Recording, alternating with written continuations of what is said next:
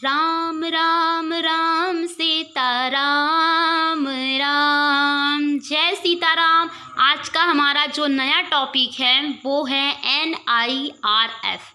NIRF के बारे में आप लोगों ने सुना होगा, जिसे हिंदी में राष्ट्रीय संस्थागत रैंकिंग फ्रेमवर्क कहा जाता है।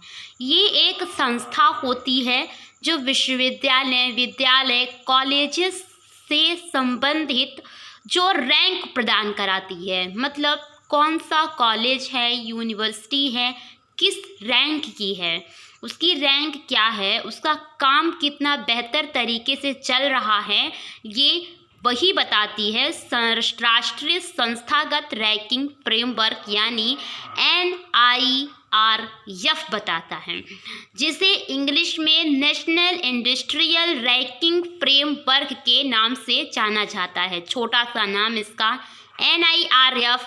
जैसे मान लीजिए कोई कहता है कि अरे इस कॉलेज या हमारे विश्वविद्यालय का रैंकिंग हुआ है या फिर NIRF हुआ है, तो आप समझ जाइएगा कि वो राष्ट्रीय संस्थागत रैंकिंग फ्रेमवर्क है।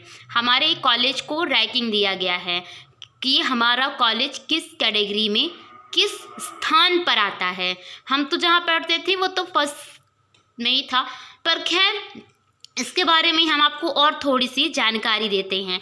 वैसे तो इसका नाम पूछता है तो आपको पता है राष्ट्रीय संस्थागत रैंकिंग फ्रेमवर्क NIRF, इंग्लिश में इसे नेशनल इंडस्ट्रियल रैंकिंग फ्रेमवर्क कहा जाता है।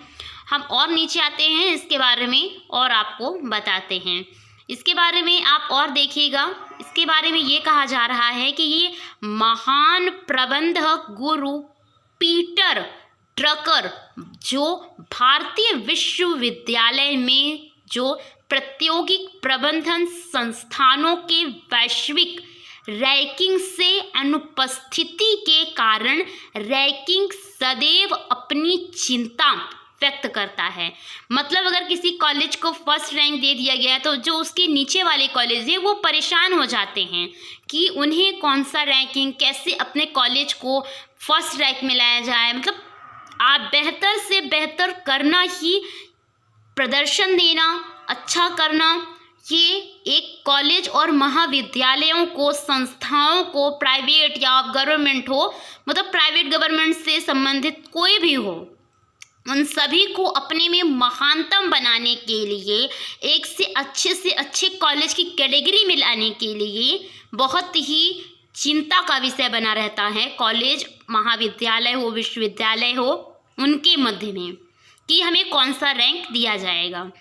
इसमें एक और चीज़ ये है कि NIRF जो राष्ट्रीय संस्थागत रैंकिंग फ्रेमवर्क, जिसे इंग्लिश में नेशनल इंडस्ट्रियल रैंकिंग फ्रेमवर्क के नाम से जाना जाता है, ये शिक्षा मंत्रालय पूर्व का मानव संसाधन विकास मंत्रालय था। मतलब ये आज है राष्ट्रीय संस्थागत रैंकिंग फ्रेमवर्क यानी NIRF, ये तो आज का हुआ, लेकिन पहले इसे किस नाम से जाना जाता था तो मानव संसाधन विकास मंत्रालय के नाम से ये आपसे पूछ सकता है।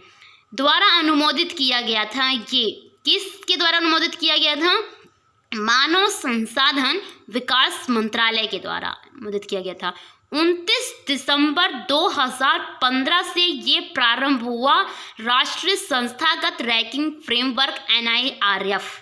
ये 4 अप्रैल 2016 को पहली बार रैंकिंग की गई थी। मतलब जब पहली बार इसे रैंकिंग दिया गया था तो वो कौन सा साल था? वो 4 अप्रैल 2016। 29 दिसंबर 2015 को तो ये बना ही था, है ना? तो जब ये 29 दिसंबर को बना तो जाहिर सी बात है ये 2016 में ही चलेगा। तो ये 4 अप्रैल 2016 को पहली बार रैंकिंग दी गई थी, और वो रैंकिंग भी कितनी श्रेणियों में थी? 16 श्रेणियों में थी। मतलब 16 ऐसे संस्थान थे जिन्हें रैंकिंग NIRF के द्वारा प्रदान किया गया था। हम उनके क्रमों को देखते हैं। क्रमों को याद रखना ज़रूरी नहीं, सिर्फ उनके नाम ही याद रखिए। समग्र, ऐसी बहुत सारी चीज़ें थी। विश्वविद्यालय मैंने पहले ही बताया था, इंजीनियरिंग को भी दिया गया था, प्रबंध यानी मैनेजमेंट को भी दिया गया था, फार्मेसी को भी दिया गया था, कॉलेज को भी दिया गया था, चिकित्सा को, कानून को, वास्तुकला को, दंत चिकित्सा से रिलेटेड चिकित्सा और दंत चिकित्साओं को अलग क्षेत्र दिया गया।